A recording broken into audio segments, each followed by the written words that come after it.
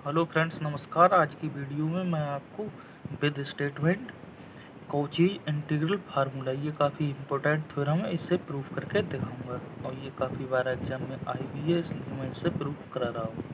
तो फ्रेंड्स, अभी तक आपने चैनल को सब्सक्राइब नहीं किया तो सब्सक्राइब कर लीजिए। सब्सक्राइब के साथ ही बेल आइकन को प्रेस कर लें, जिससे कि क्या होगा, जब मैं अपनी नेक्स्ट वीडियो अपलोड करूँगा आपको नोटिफिकेशन मिलेगा और आप उसे तुरंत ही देख पाएंगे। तो हमारा पेपर चल रहा है कॉम्प्लेक्स एनालिसिस, और कॉम्प्लेक्स एनालिसिस का कंप्लीट पेपर देखना चाहते हैं तो इस चैनल को अभी सब्सक्राइब कर लें, क्योंकि मैं कॉम्प्लेक्स एनालिसिस का कंप्लीट पेपर करा चुका हूँ। कुछ क्वेश्चन या कुछ थ्योरम रहेंगे, उन्हें भी प्रूव करके बता दूंगा। तो फ्रेंड्स, आज की हमारी थ्योरम रहेगी कॉचीज इंटीग्रल फार्मूला।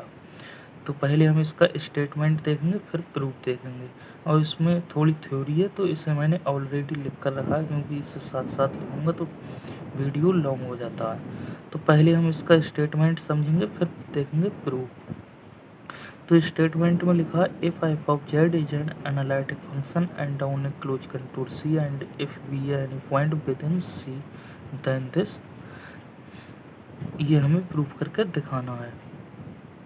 तो जो हमारा एफ ऑफ जेड है वो हमारा एनालिटिक फंक्शन होगा एंड क्लोज कंटूर सी पर, एंड इफ वी है एनी पॉइंट विद इन सी, तब ये हमें प्रूफ करके दिखाना है। यही हमारा कॉचीज इंटीग्रल फार्मूला होता है। तो इस प्रकार से ये हमारा स्टेटमेंट हो गया। अब हम देखेंगे इसका प्रूफ।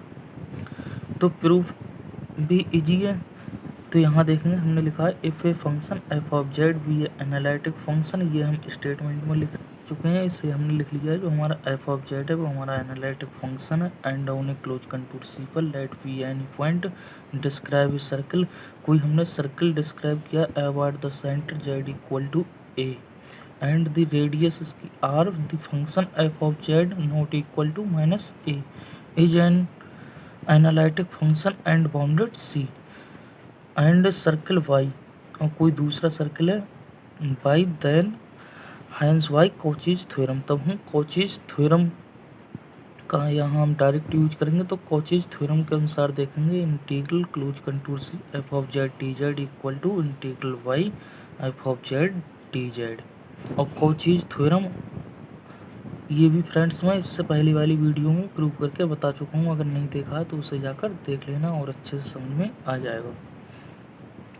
तो अब क्या करेंगे हम friends, Cauchy's integral formula prove करने के लिए कॉचीज थ्योरम का यूज करेंगे। कॉचीज थ्योरम हमारी integral close contour C F of z d Z equal to, ये हमारा दूसरे सर्कल पाई के लिए integral Y F of z d Z, तो इसे हम डिवाइड कर देंगे z minus a on both sides. तो यहाँ लिखेंगे डिवाइडिंग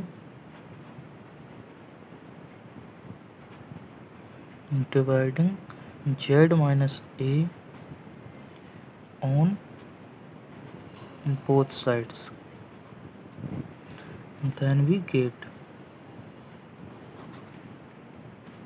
तो इसे हम z माइनस ए से डिवाइड कर देंगे। तो इंटीग्रल इधर क्लोज कंटूर सी चल रहा है F of Z upon Z minus A और डी जेड।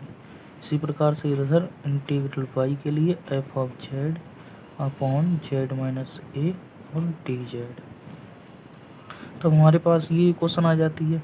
अब हम इसे और आगे इंटीग्रल फार्मूला यानी कॉचीज इंटीग्रल फार्मूला प्रूव करने के लिए इसमें अब सब्ट्रैक्ट करेंगे। तो यहाँ लिखेंगे subtracting integral Y F of A upon Z minus A D z on both sides then we get. और फ्रेंड्स, वीडियो को स्किप नहीं करना है, बिल्कुल एक एक स्टेप ध्यान से देखना है, तभी समझ में आएगा। क्योंकि यहाँ हमने फर्स्ट स्टेप में यहाँ जेड माइनस ए से डिवाइड किया था, अब हमें इसमें सब्ट्रैक्ट करना है integral Y F of A upon Z minus A D Z से। तो इधर देखेंगे तो इंटीग्रल सी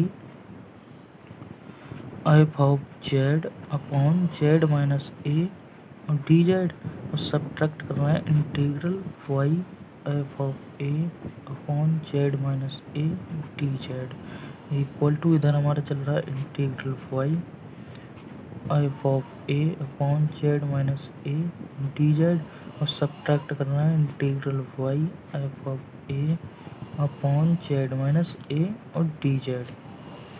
तो अब इसे और आगे सॉल्व कर लेंगे, तो इम्प्लाइज करके लिखेंगे integral close contour C F of Z upon Z minus A D Z. और ये हमारा एफ ऑफ ए कांस्टेंट रहेगा, तो इसे हम बाहर लिख लेते हैं f of a integral y तो 1 upon Z minus A D z is equals to, इधर देखेंगे ये भी हमारा इंटीग्रल वाई है, ये भी इंटीग्रल वाई है, तो इसे एक साथ लिख लेते हैं। तो integral Y F of a minus का, यहाँ फ्रेंड्स ये हमारा एफ ऑफ जेड है, तो F of Z minus F of A upon Z minus A और डी जेड, इस प्रकार से लिख सकते हैं। अब इसे और आगे सॉल्व कर लेंगे, तो यहाँ सिंस करके लिखेंगे since Z minus A equal to यानी mod Z minus A equal to R होता है, तो इम्प्लाइज करके यहाँ Z minus A equal to R E की पावर आई थीटा लिख सकते हैं। तो यहाँ से डी जेड की वैल्यू फाइंड कर लेंगे, तो डी जेड इक्वल टू हमारा आर इंटू ई की पावर आई थीटा, और आई थीटा का डिफ्रेंशिएट करेंगे तो इंटू थीटा का 1, और आई हमारा कांस्टेंट रहेगा तो I D theta. D Z की वैल्यू हमारे पास ये हो गई और जेड माइनस ए की वैल्यू ये हो गई। इसे हम यहाँ पुट कर देंगे और फिर और आगे सॉल्व कर लेंगे। तो यहाँ तक ये क्वेश्चन हमारे पास आ चुकी थी, यहाँ हम वैल्यू पुट करेंगे, तो यहाँ देखेंगे integral close contour C F of Z upon Z minus A और डी जेड माइनस का एफ ऑफ ए, और यहाँ फ्रेंड्स इसकी लिमिट हो जाएगी 0 से 2 पाई। यहाँ हम वैल्यू पुट करेंगे तब इसकी लिमिट हमारी 0 से 2 पाई हो जाएगी, तो यहाँ हमारा आ जाएगा 1 अपॉन जेड माइनस ए की वैल्यू आर इंटू ई की पावर आई थीटा, और फिर डी जेड की वैल्यू भी हम फाइंड कर चुके हैं, आर ई की power I theta into I D theta. तो आर ई की पावर आई थीटा से आर ई की पावर आई थीटा कैंसिल, और इक्वल में हमारा चल रहा है integral Y F of Z minus का F of A upon Z minus A और डी जेड। इसे और आगे सॉल्व कर लेते हैं, तो इधर इम्प्लाइज करके लिखेंगे integral close contour C F of Z upon Z minus A D Z minus का एफ ऑफ ए इंटीग्रल 0 से लिमिट होगी 2 पाई। यहाँ हमारी ये कैंसिल हो चुका था, तो I D theta equal to integral Y F of Z minus का F of A upon Z minus A और डी जेड। तो इम्प्लाइज करके लिखेंगे integral close contour C F of Z upon Z minus A D Z, इसका हम integrate कर देंगे, तो आई हमारा कांस्टेंट रहेगा, आई को बाहर लिख लेते हैं, तो माइनस का एफ ऑफ ए इंटू आई, और 1 का इंटीग्रेट करेंगे तो थीटा आएगा, क्योंकि थीटा के रेस्पेक्ट में करेंगे, इसकी लिमिट चल रही है 0 से 2 पाई, और इक्वल में हमारा चल रहा है integral Y F of Z minus का F of A upon Z minus A और डी जेड। तो यहाँ तक सॉल्व हो गया। अब इसे और आगे सॉल्व कर लेते हैं, यहाँ लिमिट अप्लाई कर देंगे, तो लिमिट अप्लाई करेंगे तो हमारा इधर तो सेम रहेगा इंटीग्रल क्लोज कंटूर सी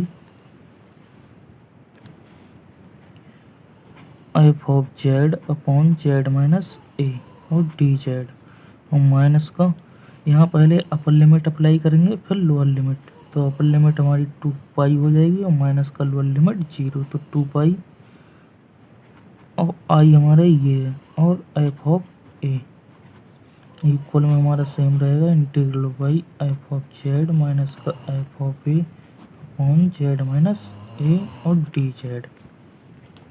तो तब ये इक्वेशन आ जाती है। अब इससे और आगे सॉल्व करने के लिए हम इसका मॉड टेक करेंगे, तो यहाँ लिखेंगे टेकिंग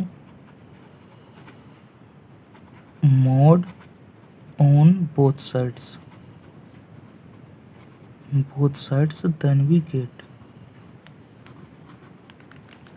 जब मॉड टेक करेंगे तो इधर हमारा मॉड में आ जाएगा integral close contour C F of Z on Z minus A और डी जेड, और माइनस का इधर 2 पाई आई और मल्टीप्लाई में चल रहा है एफ ऑफ ए और मॉड, और इक्वल में इधर भी मॉड टेक करेंगे तो integral Y F of Z minus का F of A upon Z minus A और डी जेड, ये सब हमारा मॉड के अंदर रहेगा।